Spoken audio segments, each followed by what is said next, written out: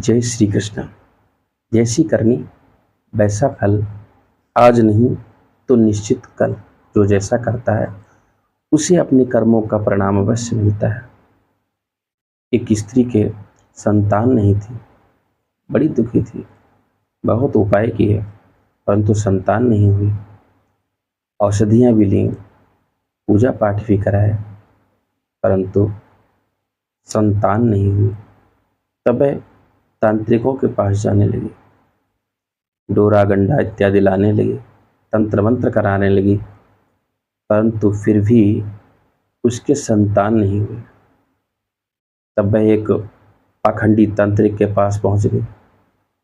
उस तांत्रिक ने कहा कि यदि तुम मंगलवार की दोपहर में किसी व्यक्ति के घर, किसी के घर आग लगा दो तो निश्चित ही तुम्हारे यहाँ संतान का जन्म होगा। उस स्त्री ने ऐसा ही किया। मंगलवार की दोपहरी में उसने एक परिवार में, एक घर में आग लगा दी।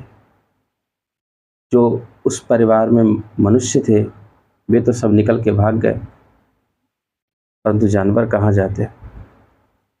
उस घर में 8 जानवर जल के भस्म हो गया। खैर, तांत्रिक की बात सच हुई। उस स्त्री के यहाँ उसी वर्ष एक पुत्र ने जन्म लिया, बड़ा ही सुंदर पुत्र था।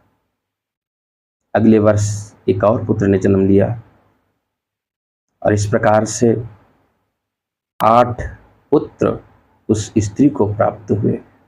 वह स्त्री बड़ी प्रसन्न थी। उस स्त्री के पड़ोस में ही एक वृद्ध रहता था, वह इस भेद को जानता था।